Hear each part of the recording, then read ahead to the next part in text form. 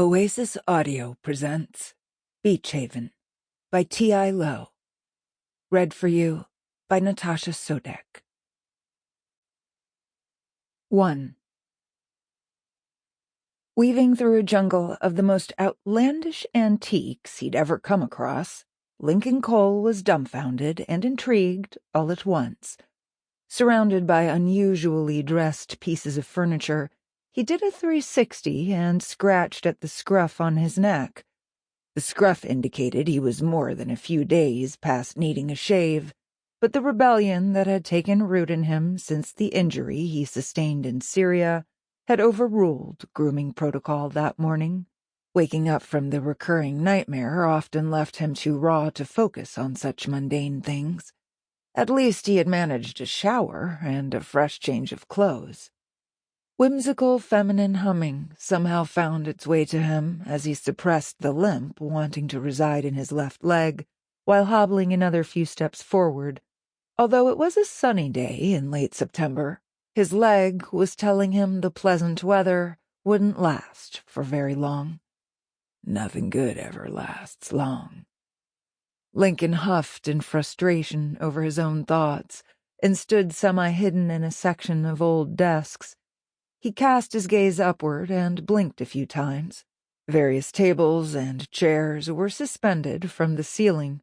A few had been converted into light fixtures, while the rest of them looked like they were being held hostage by thick cables. "Good morning," a cheery voice came from behind him. "Welcome to bless this mess."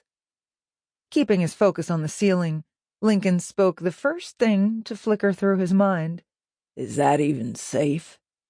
He pointed to the pieces of furniture that appeared to be floating above their heads. "Oh, yes. Code inspectors have deemed my mess safe." The woman's teasing voice finally had Lincoln turning in her direction. Peering at him from the other side of a wooden hutch that had been transformed into a bath vanity was a sprite of a woman with the wildest head of golden red curls he'd ever seen. The tips were lighter, as if the sun had reached down and stolen the color. She closely resembled the mosaic fairy he'd seen on the outside of the building. Clearing his throat, he offered a curt, "Good." A smile began to blossom across the lively woman's face as she smoothed some kind of flowy blouse with her petite hand, causing a gaudy collection of bracelets to clang against one another. Lincoln assessed her as he'd been trained to do in the military. He measured her no bigger than a minute, and figured he could apprehend her with one hand tied behind his back, but he considered those big green eyes of hers, and catalogued them as her secret weapon. They sparkled, but that wasn't what set off the warning bells. No, those eyes were watching him way too closely, and had already seen way more than they should. Assessment complete, he began to slowly back away. "I have the perfect piece for you." She held an index finger in the air, halting his attempted retreat. She skipped off in the opposite direction, sending the spirals of soft red-and blonde hair into a dance. "I'm Opal, by the way," she said quickly over her shoulder.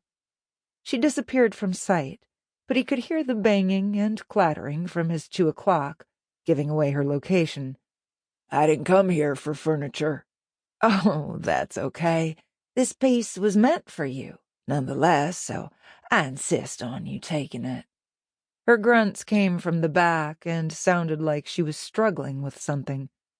Sighing, Lincoln looked heavenward at the craziness on the ceiling one last time before walking through the maze to find her. He stopped cold in his tracks when he found her sitting on a soldier's footlocker. "I found this on a junkin trip last year." Opal smoothed her tiny hand over the thick gray cushion that had been fitted on the top. It reminded Lincoln of a military-issue wool coat. "For some reason I just knew it needed to be transformed into a bench seat, possibly for an entry piece where someone can sit and remove or put on their shoes, or maybe at the foot of a bed." She swung her feet back and forth, looking like a little kid. Flip-flops peeked from the edges of her fraying bell-bottom jeans each time her legs swayed forward. Not letting himself get caught in the Sample complete. Ready to continue?